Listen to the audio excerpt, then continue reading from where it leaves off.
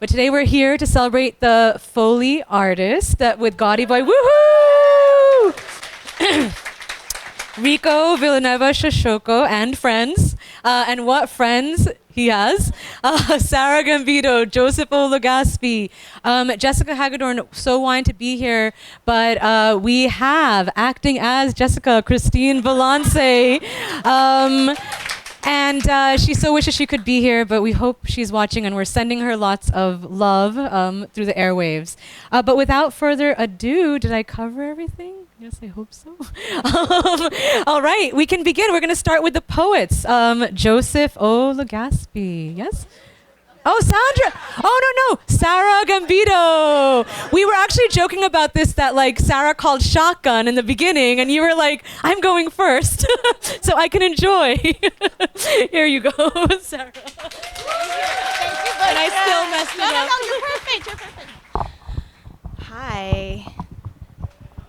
So happy to be here. I can't even stand it. Ricco is so dear to me. When he moved to California, I was like, you're coming back, like, clearly.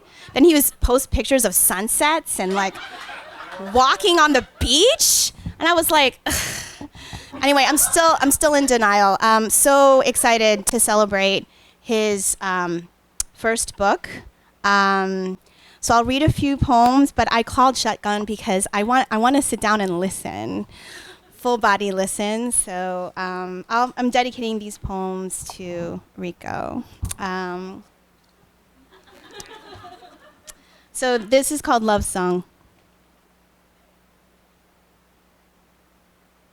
A young boy was shot to death, so I wrote a poem and arranged it like salt around his vanished body.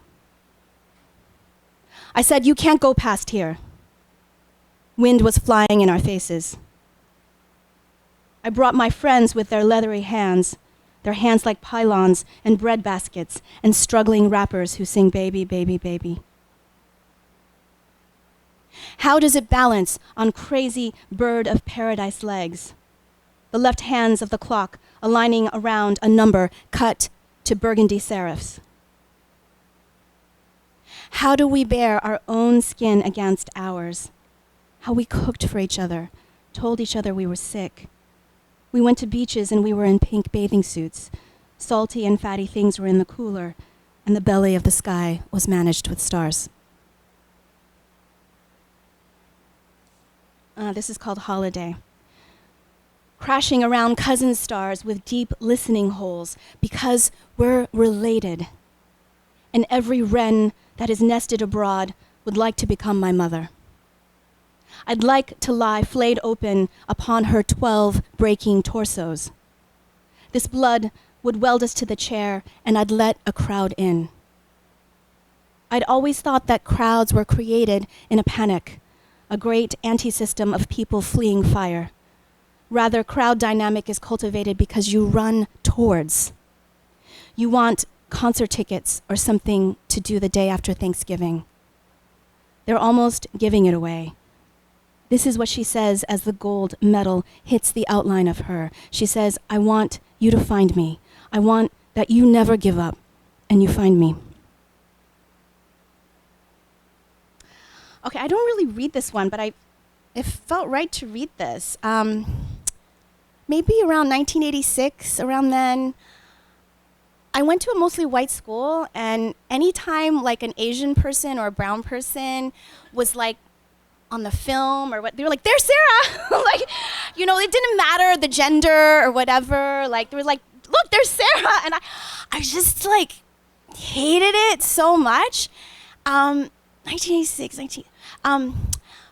the Prince, super big, right?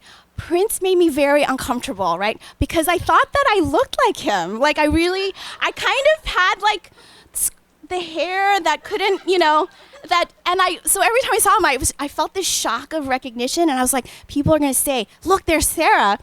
And then now I look at that, I think about that, and I'm like, that's amazing. Like, if somebody would, like, how dare I aspire to that? I've never told that story in public, so. Okay, here's the poem. Empire. I'd grab hold of an elbow belonging to an animal possessed of a precious substance. Delicate dolls used to be carved from the stuff, but can no longer now. You say this as the dolls lounge in your hand. You say, can no longer now. We're at a party that we want to succeed. I'm the ringer, and I say, oh. Once there was a girl that looked like me. She had a spectacular mustache, and I was sure that I was like a female prince in the Revolution. The whites of their eyes, dripping hair, fulsome clothes, and vining guitar. How did I hold the fruit plant inside of us without crushing it? The young girl with the fact of her body, face still not limber enough for certain emotions, pool depth, laughing underwater.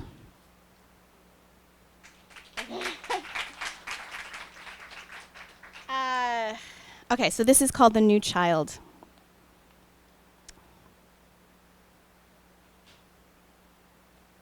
And okay, I'll say this just briefly. I read this article years ago about MIA and like a girl that she went to high school with. Apparently MIA said to her, "I'm gonna be a pop star," and she was like, "Okay." And then she became one. And I think about maximum manifest energy, and I wish that for you all. I wish that for this book. And okay, so this is a poem to go along with those wishes. It's called The New Child. She says, "I'm going to be a pop star," and she has these antelope banging from a grenadine hatchback. Girls with eyes roomed with sumac and drugstore gold dust, razoring sideways through the pig factories. Who fills up time like a paper bag for no reason? Who builds these cartilage walls of slum, of chalcedony, while God pushes my belly forward? You atheists, you sit in your sterilized atom while I bling these zirconias. How do you know what I'm rocking isn't real? I rock this shit in the public schools of the world. Thank you.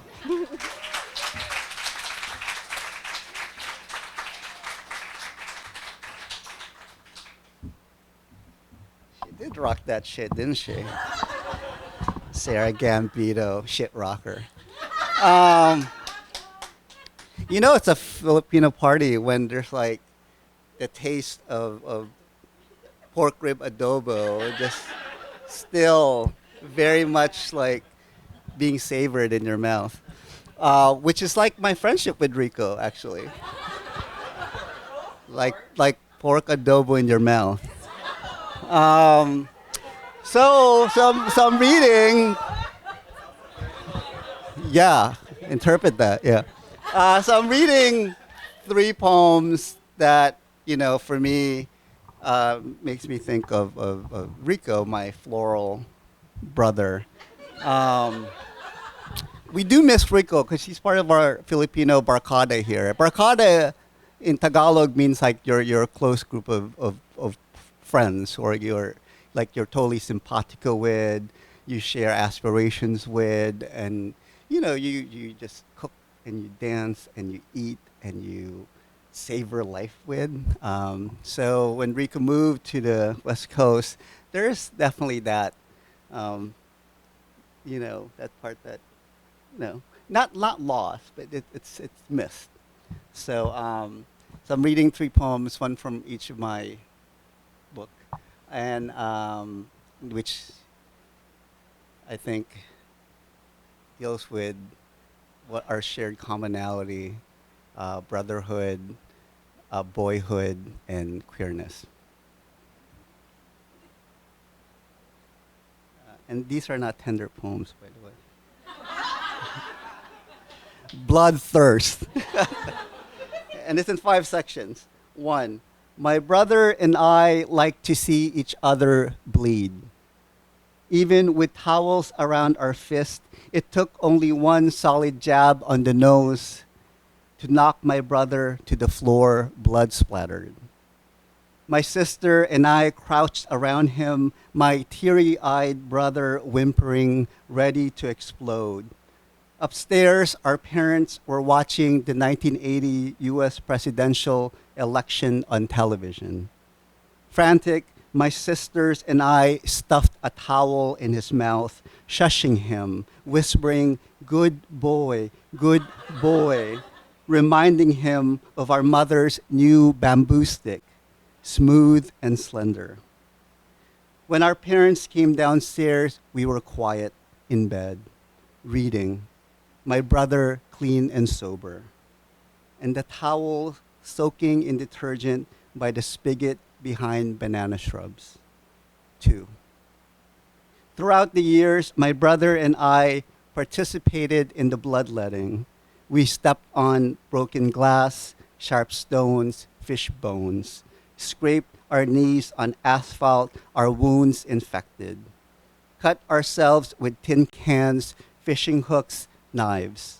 We were scratched by cats and thorns, bitten by dogs, had our fingers burned by firecrackers on New Year's Eve Day, 1978.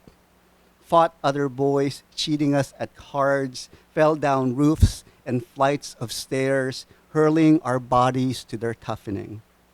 3.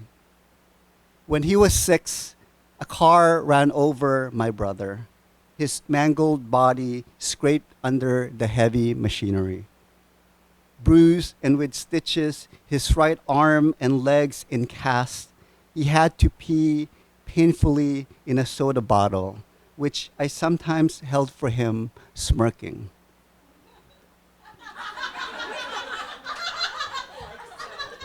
4. The summer I was 10, my hands slipped from husking coconuts, and my face lunged into the upright axe blade. Panicked, I ran and hid in a closet. My hands touched my right cheek, the cut so deep it was like another mouth that can tell the story without words. What seemed like hours later, light rushed into the mothballed darkness. My brother stood akimbo before the open doors as blood trickled down my cheek to my breast, to my feet, damp under soaked handkerchiefs. 5. Now I live in New York City. I write poetry. I work 40 hours a week writing for other people. On occasion, I sit through a Broadway play while my brother tips cows with his fraternity brothers in San Jose. He serves chicken fingers and buffalo wings at a pub/brewery. He beds women, some in drunken stupor. I curl up in bed with a cup of chamomile and rented dirty movies, not pushing the play button until the sirens fade in the distance.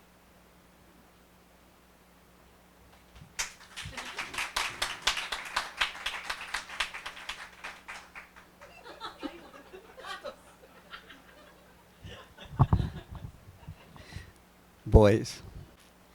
There is no loneliness like theirs, bearers of the burden of legacy, superheroes, monsters, Legos, and blue. Boys are their mother's true love, prone to territorial pissing, caterpillars between their legs, drones, boars, and stallions. They tear small animals into pieces, bound to set things on fire. Wake up in cold sweat, castration, and lupine nightmares. Boys look to the sky for escape, fly dangerously close to the sun. Comic books, spinning wheels, a swim at sea. Boys kiss one another and feel anger, shame. Each slides a hand down the front of a woman, continent in their imagination, fail miserably there. Play the fool, overcompensate, spread out their legs to distant landscapes. Prodigal sons grow coarse rhinoceros skin, a tusk while at it. Warring war cultures, steel, mortar, plastic, and wood. Pallbearers, miners, butchers, and priests. Boys refuse to dance when the dancing matters, destined to break their daughters' hearts. Their hair cascade like ribbons in barbershops. Mirroring eyes well up with clarity and remorse. Adam in the apple lodge in the throat, prostate of the idyllic body. In search of their mothers, boys will love many women and men, must oil the lot of their forefathers, fathers, mankind's foreskin. And my last poem, again, I'm just so honored to be here to celebrate Ricco Siasoco. And thank you to the workshop for having us. Okay.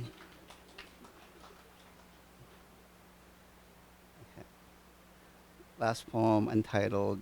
It's a new chapbook. I'm not used to these poems yet. I feel like I'm getting reacquainted with them. They're like kind of strange little creatures.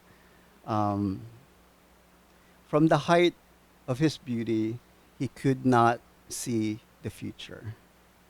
Everyone else does the looking, their gaze familiar as air.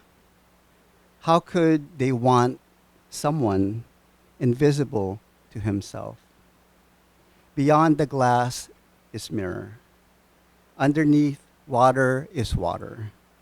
He turns an object of sheen and display, handled ornamentally, molded into a refined teacup, lifted daintily as a beautiful boy. Thank you.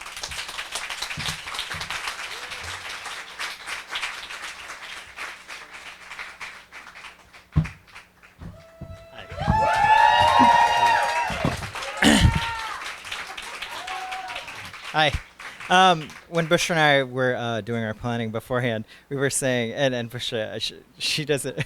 It's a PINOY party. We're totally casual. She's like, we're gonna do this and this and this. I was like, people, we got food, we got a DJ, we'll have fun. I'll just say a couple things. I'm gonna read a super short, and then I think Christine and I are gonna have a conversation, and then Gary is going to play music from Jessica's vinyl collection.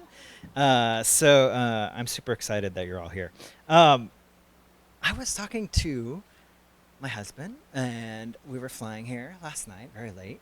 And I was saying to him, because you get going and we're all really busy people, I said, okay, well, I want to take a second at like 10 p.m. flying over Iowa or something. Like, I was like, we have to stop and recognize what an amazing thing this is. Because, you haven't had time. It's like, oh, go. And so I said to him, like, when I was like a little boy, this is like a little cheesy story, but I was like, when I was a little young writer in my 20s, actually when I met Joseph and Sarah, in our 20s as young writers from MFA programs, we were like the only ones. And so we had conversations for decades now. And then they like got their shit together and we're like, we're starting Kunimon. I was like, so all the prose writers, I know some of us know this story, Nita knows the story, and Lara knows the story. We're like, well, what about all the fiction writers, right? It's like they had these cool little thing over here for Asian American writers they started. But we've known each other for a long time. So when I think back to being a really young writer and sort of starting out, we didn't have these spaces. And if I thought about where I wanted to be, Asian American Writers Workshop was in existence. So it was like, AAWW was, if I ever get a book published in my life, that's where I'm going to be. So I said to Guy, look, you're my husband. How crazy. We live in LA. We're going to our little New York life. Like, all my friends are coming to Asian American Writers Workshop. It's like my first book. It's crazy. It kind of blew my mind. We kind of take these things for granted. So it's nice to pause. Thank you all for being here. Thanks to Asian American Writers Workshop, to Bushra and Tiffany. Thank you to G and Kimberly and Chu at Gowdy Boy. It's nice I'm going to call out Grace too, because that's another point in my life. Like, Grace was when I was first starting at Boston College. She was one of my undergraduate mentees, and she went on to law school. And I'm like, what are you doing here? It's amazing. Like, it's amazing, but also makes me feel really old. So this is a short story. I'm just going to read like a couple pages from one of the stories I don't read often. It's called Babies, and I'll just read it, the beginning of it. More incredible things had happened, Hugo thought, than a man giving birth. Frogs were born with 6 limbs, praying mantises laid eggs in gummy lines, backtracked, and then ate them like licorice. It was the last late evening of summer, and Hugo propped his pillow up in bed, copy editing a piece about the equinox. I want to get pregnant, Hugo said, placing his hand idly on Mitchell's head. Earlier that day, in the crowded newsroom, a freckled intern had seen a push-pinned photo of him and Mitchell and remarked that they would have the most beautiful children.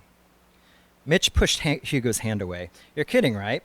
He placed his thin spectacles on a stack of milk crates, Hugo's idea of a night table.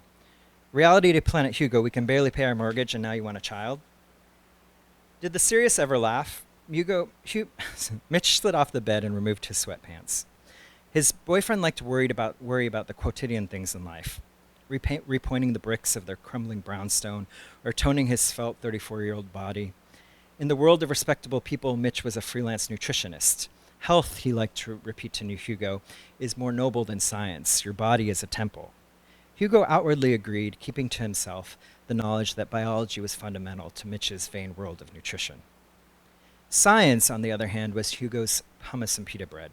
He lay against their headboard and smoothed the velvety nap of their blanket. It wasn't child rearing or adoption Hugo craved. He hadn't thought that far ahead, but the actual creation of human life. His and Mitch's baby. He laughed, lifting his papers and imagining a baby with Mitch's pepper gray hair and his own straw-colored skin.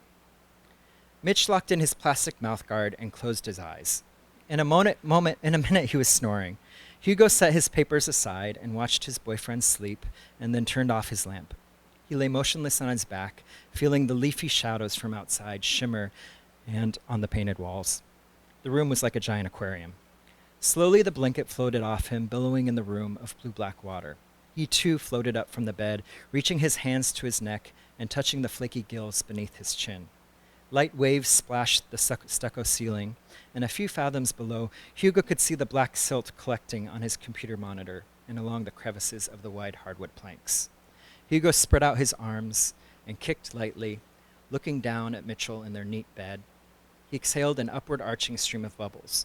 If male insects could make babies, he wondered, why couldn't he? He'd met Mitchell on a panel titled Nuts for Nutrition, Why Saturated Fat is Good for You. Also, I wanted to point out, I know there's a lot of teachers in the room. Do you ever do this where you just go off on tangents and you're like, okay, reel it back in, Ricco. I want to point out, for anyone who feels a little uncomfortable, Filipinos like to talk about eating and sex. So, all the PINOYs in the room are like, it's okay to talk about sex. All right. So, my mother liked to talk a lot about sex with her 12-year-old niece, grandchildren. Nuts for Nutrition, Why Saturated Fat is Good for You. Mitchell was the moderator, then a graduate student from Georgetown who asked easy questions of the well-known scientists and funneled the unanswerable ones to Hugo, an editor for a basement operation journal. Mitchell approached him later over a tray of rolled deli meat and pickle spears. You throw me curveballs in front of the audience, Hugo said, and then flirt with me during the reception.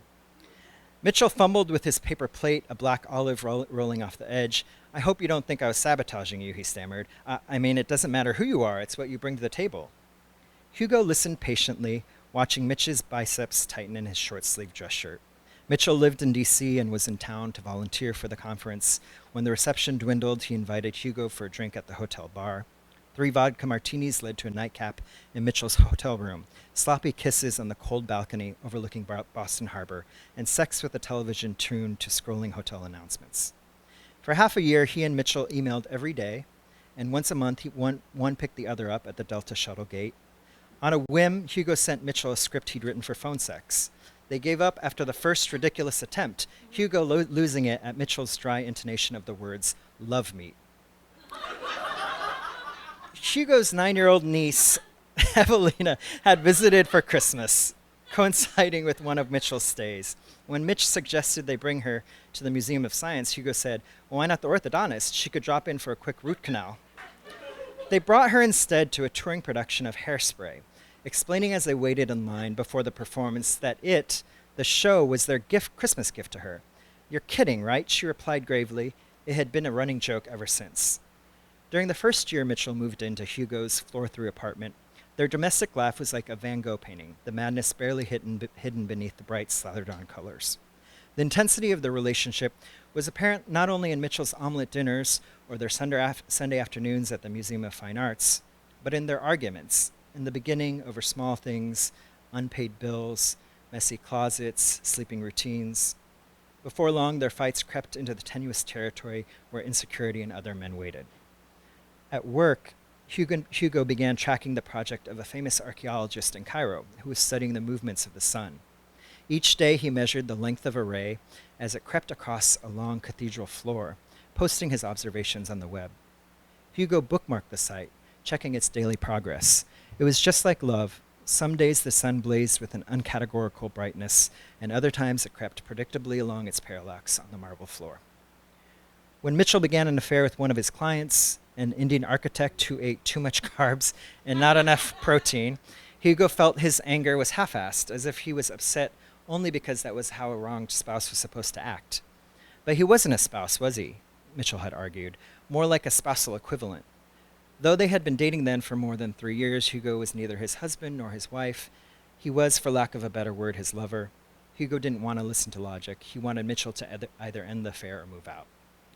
Ariana, Hugo's twice-divorced sister, shared her advice for reining in a husband. Babies. It's all about guilt. There's nothing like a kid to keep them at home. He and Mitchell decided to buy a condo instead. They moved into an 8-unit brownstone with steep front steps that led to the second floor. The matter of Mitch's affair they packed into their cardboard boxes and moved with them. Hugo agreed to an open relationship. Gay men could do that, Ariana said, avoiding her brother's gaze, just sleep around. And as far as Hugo knew, Mitch was sleeping with half of his clients while he tried to lure Joe the intern out for a beer. This was the same freckled intern who'd said about him and Mitchell, "You two would have the most beautiful children." He had no idea how prescient he really was. Thanks.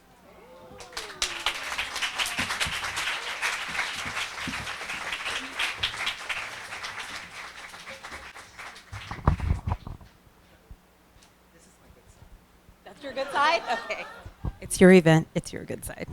Let's give it up one more time for Ricco.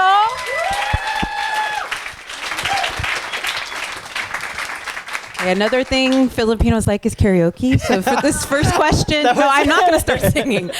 This first question is my karaoke question Can I from pause Jessica. for a second, Christine? Also, as AAW is so known for this green couch, I was like, someday I'm gonna be on that green couch. Sorry, Instagram Christine. that. No. Okay, this question is from Jessica, who believes that the short story is very much its own thing, and that not every writer is necessarily adept at it. What the hell do you think she's talking about? And what drew you to this very particular art form? I didn't get these questions in advance.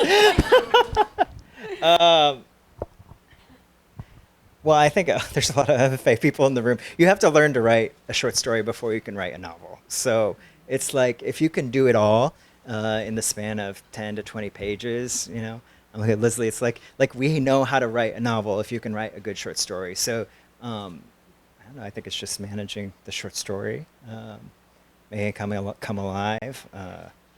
It's the craft. It is the craft. So your collection, The Foley Artist, is actually filled with these very unpredictable stories with very diverse characters. And just as diverse are the various locations, right? You take us to, from the State Fair at Iowa, to a porn shop in West Hollywood, to Manila, right? And even coastal Maine. And so I wondered if you could talk a little bit about how a few of these stories and locations kind of came to you. Sure, yeah. I think as I was starting to write and get serious about writing, I was having a hard time with description. So I was like, okay, ground your stories in certain places. I was thinking about my own life and places that have been important to me. So a lot of folks know I grew up in Iowa, and so you start off with Iowa, and I was there for 18 years. But then I was in Boston for 20 years. So actually Boston is more a part of my life and myself than Iowa is. So a lot of these stories are set in Boston because that's where I know. And then there's that part of you as you're developing as a writer where I have to stretch myself. So I was like, well, where are the places that I don't know? And at that point, I didn't know anything about California. I was like, let me imagine what it'd be like to have a story set in California. Just like, I think I was really shitty at writing women characters. So I was like, you have to write a story with like 2 women characters. And so it's like, how do you get into that mindset? So just really sort of setting those challenges for yourself as a writer. And then with some of the later stories, like this story, Good Men, that I love, it's like when I was at the time, it was before gay marriage was out. So I was thinking, how do you write about gay marriage without it being about the gays? I was like, what do other people think about the gays and gay marriage? So I was like, I wanted to have an ex of a gay man who was getting a gay married. And I also was thinking, how could I make it like that love lost, you know? And so I was thinking Maine, and I had a friend, I'd been going to Gunkwit a lot, and I was like, okay, I'll go to set it in a Gunkwit, because that felt right to me. I think as a fellow Yeah. educator, my favorite story was actually Dandy. Yeah. Because it really captured, say, the sadomasochistic nature of office hours and student feedback Yeah. and teaching, right, in general. And so as I was reading that, and I think we've known each other over the years. Yeah. General, lighthearted Ricco. The question came up as I finished that story. Where does the darkness come from for you, Ricco? In that story, or just in life in general? Like when I was thinking about, I was like, okay, let me do a reading at AAWW. And I was like, I can either read Dandy or Babies. Baby is kind of funny and like figuring out your shit, like as a gay man and a gay couple. But then Dandy is super dark, and like there is a little S&M in there. That's a little preview. So Buy the book in the back. Buy the book. If you like S&M. Like they're juxtaposed with each other, and it's kind of like those 2 stories are right next to each other. I think, again, it was a challenge. So, like, you set challenges for yourself. So, like, I don't know anything about S&M, and I was like, how do you get into the mindset of somebody who's also has a lot of internalized homophobia? Like, that was that character in Dandy. And so, like, I don't think I have internalized homophobia. You know, I'm a very happy-go-lucky gay, I guess. But I think there are times when you first come out where you're really kind of struggling with yourself. And that's where that character from Dandy came from. I also liked kind of thinking about, could I pull off this voice? And, you know, I may not have, but that voice in Dandy is very...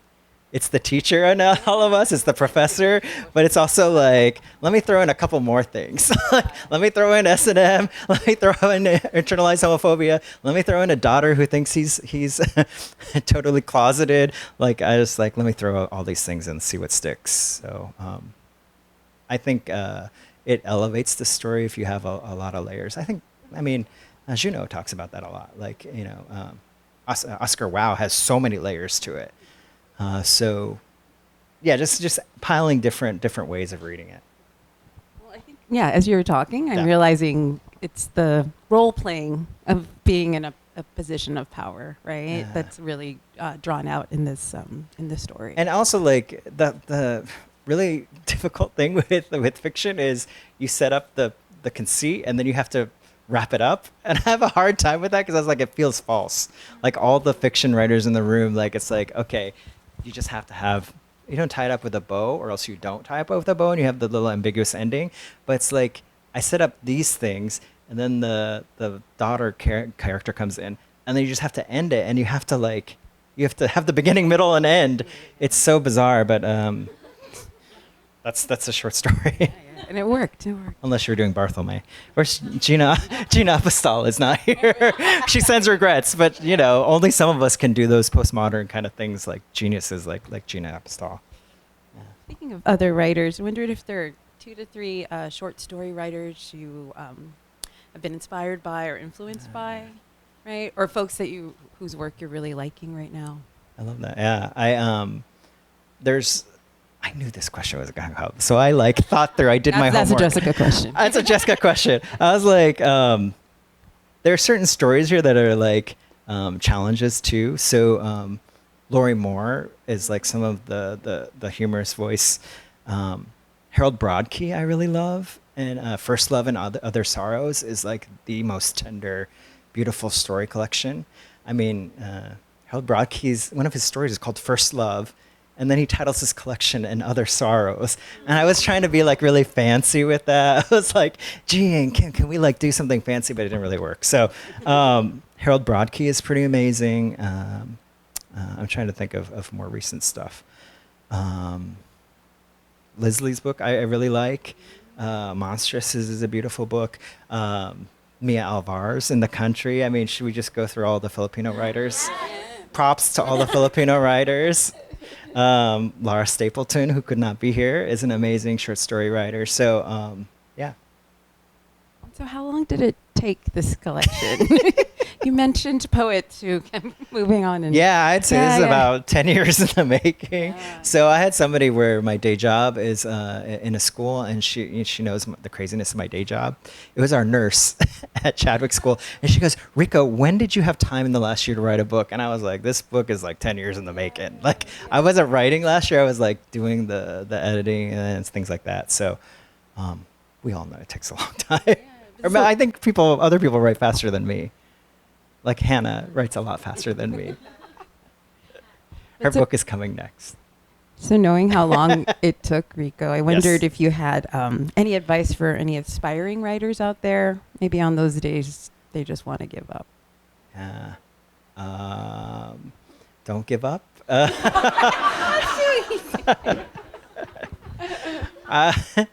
got you through, right? Well, Joseph and Sarah are talking about our kaibigan. It was, our barkada is really close. So like whenever I get down on myself for my writing life, I think they always stepped in.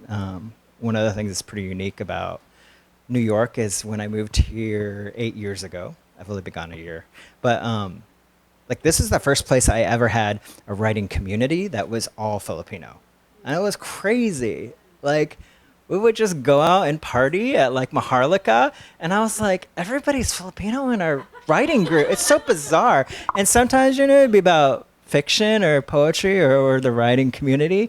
But like, or supporting Nita at Sunday Salon, some of these things were happening, but other times we were just having fun, and like your group of friends are all writers. I only found that in New York. So yeah. That wasn't a setup. It wasn't. So that was really helpful to me in those moments when I was like doubting myself, and as a writer.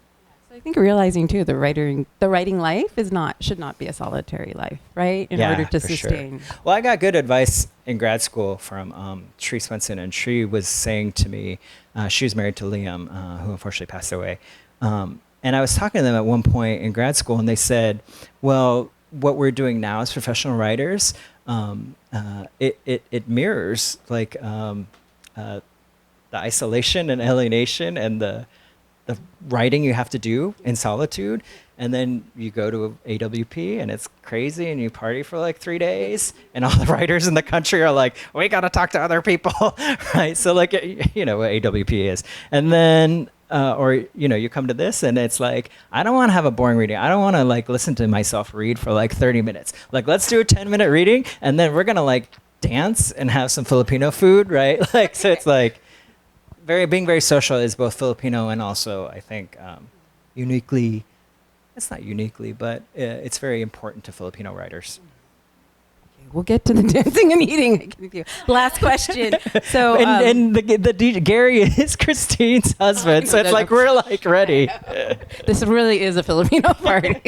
We'll bring out the cardboard and so, final question. Yes. In a society where so few people read for pleasure or provocation, why do you think writing and reading still matter? Also a Jessica question. Just to be. And Jessica would be like, give me a better answer. I know. That doesn't work. Yeah, she would be like, what was the question? In a society where so few people are kind of reading for pleasure or provocation, right? Why does writing still matter? Why do you do what you do? Well, I think about when I'm not writing, I'm watching a lot of Netflix. And so we don't want to go down that track as a society. Not to be so dismissive, but I believe all those things that we teach our students, that literature matters, that taking the time to read and develop that skill and sinking in, like when I'm reading a short story or a novel and it's really good. I'm thinking about Hanya's book, A Little Life. Like the nerds in our group, like we were like losing our 2 weeks of our life. How many people have read A Little Life?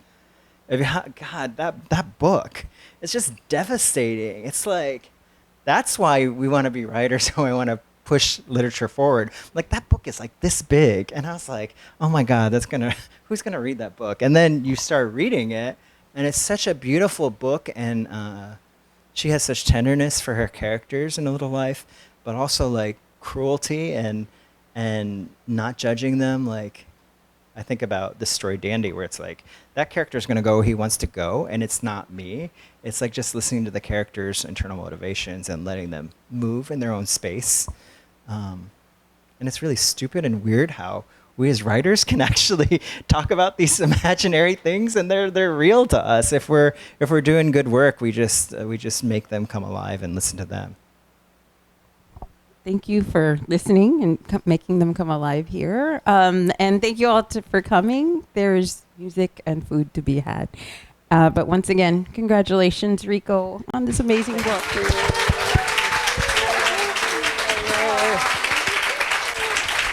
It's like a guy, and it's like our second wedding. Everyone's gonna dance, have food, right, Bushra? And buy the book, most important.